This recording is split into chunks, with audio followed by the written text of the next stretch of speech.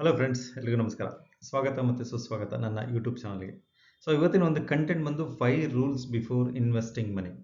ನಿಮ್ಮ ಹಣ ನೀವು ಹೂಡಿಕೆ ಮಾಡೋಕ್ಕೂ ಮುಂಚೆ ನೀವು ಈ ಒಂದು 5 ರೂಲ್ಸ್ಗಳನ್ನು ತಿಳ್ಕೊಳ್ಬೇಕಾಗುತ್ತೆ.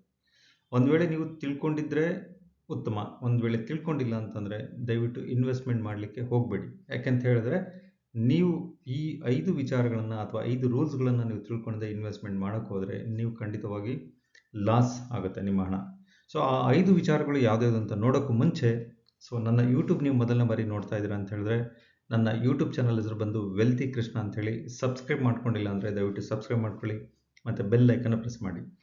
ಕಾರಣ ಇಷ್ಟೇ, ನೀವು ನನ್ನ ಯೂಟ್ಯೂಬ್ ಚಾನಲ್ ಅಥವಾ ನನ್ನ ಹೊಸ ವಿಡಿಯೋಗಳನ್ನು ನೀವು ನೋಡಬೇಕಾದ್ರೆ ನಿಮಗೆ ಒಂದು ನೋಟಿಫಿಕೇಶನ್ ಬರುತ್ತೆ.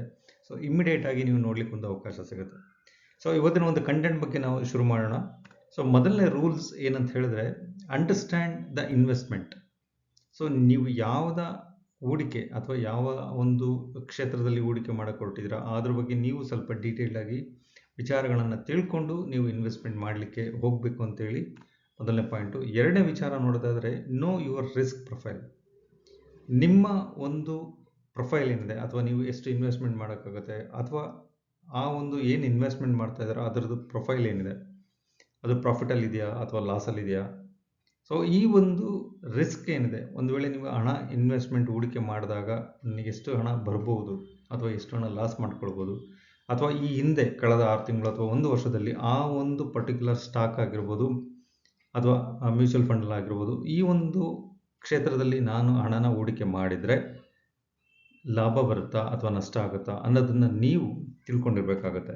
ಅದರ್ವೈಸ್ ಏನಾಗುತ್ತೆ, ಸುಮ್ಮನೆ ಬ್ಲ್ಯಾಂಕ್ ಆಗಿ ನೀವು ಇನ್ವೆಸ್ಟ್ಮೆಂಟ್ ಮಾಡೋಕ್ಕೆ ಹೋದರೆ ನಿಮ್ಮ ಹಣ ಪೂರ್ತಿಯಾಗಿ ರಿಟರ್ನ್ಸ್ ಬರೋದಿಲ್ಲ ಅಥವಾ ಕೆಲವೊಮ್ಮೆ ಲಾಸಲ್ಲೂ ಕೂಡ ಹೋಗೋ ಚಾನ್ಸಸ್ ಜಾಸ್ತಿ ಇರುತ್ತೆ. ಮೂರನೇ ಪಾಯಿಂಟ್ ನೋಡೋದಾದರೆ, ಸೆಟ್ ಫೈನಾನ್ಷಿಯಲ್ಸ್ ಗೋಲ್ಸ್. ನಿಮ್ಮ ಒಂದು ಫೈನಾನ್ಷಿಯಲ್ಸ್ ಗೋಲ್ಸ್ಗಳೇನಿದೆ, ನಿಮ್ಮ ಯಾವುದೆಲ್ಲ ಗೋಲ್ಸ್ಗಳಿದೆ ಫಸ್ಟ್ ಲಿಸ್ಟ್ ಔಟ್ ಮಾಡ್ಕೊಳ್ಳಿ. ಅದರಲ್ಲಿ ನೀವು ಯಾವುದ ವಿಚಾರಕ್ಕೆ ನೀವು ಹಣನ ಇನ್ವೆಸ್ಟ್ಮೆಂಟ್ ಮಾಡ್ತಾ ಇದ್ದೀರಾ ಅಥವಾ ಆ ಹಣ ಇನ್ವೆಸ್ಟ್ಮೆಂಟ್ ಮಾಡಿದ್ರೆ ಯಾವಾಗ ತೆಗಿಬೋದು ಅಥವಾ ಆ ಹಣ ಇನ್ವೆಸ್ಟ್ಮೆಂಟ್ ಅಥವಾ ವಿಡ್ರಾ ಮಾಡಿದಾಗ ಆ ಒಂದು ಗೋಲ್ ಫುಲ್ಫಿಲ್ ಆಗುತ್ತಾ. ಈ ವಿಚಾರವಾಗಿ ನೀವು ಒಂದು ಸೆಟ್ ಮಾಡ್ಕೊಳ್ಬೇಕು. ಅದರ ಆಧಾರದ ಮೇಲೆ ನೀವು ಇನ್ವೆಸ್ಟ್ಮೆಂಟ್ ಮಾಡಲಿಕ್ಕೆ ಸ್ಟಾರ್ಟ್ ಮಾಡಬೇಕು.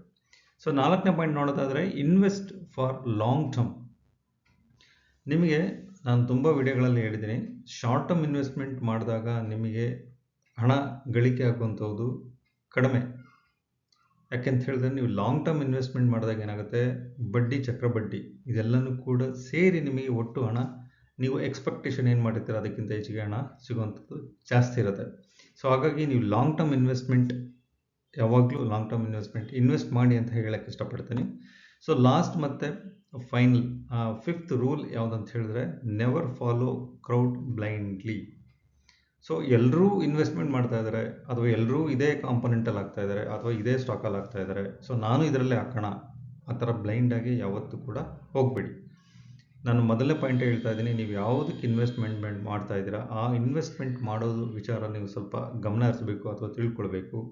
ಅಥವಾ ಎಲ್ಲರೂ ಮಾಡ್ತಾ ಇದ್ದಾರೆ ಅಂತ ನೀವು ಕೂಡ ಮಾಡೋಕ್ಕೆ ಹೋಗಬೇಡಿ. ವಿಚಾರವನ್ನು ತಿಳ್ಕೊಳ್ಳಿ, ಈ ಒಂದು 5 ರೂಲ್ನ ಫಾಲೋ ಮಾಡಿ ನಿಮ್ಮ ಹಣನ ನೀವು ಇನ್ವೆಸ್ಟ್ಮೆಂಟ್ ಮಾಡಿ ಅಂತ ಹೇಳ್ತಾ ಇವತ್ತಿನ ಒಂದು ನನ್ನ ಕಂಟೆಂಟನ್ನು ಮುಗಿಸ್ತಾ ಇದ್ದೀನಿ.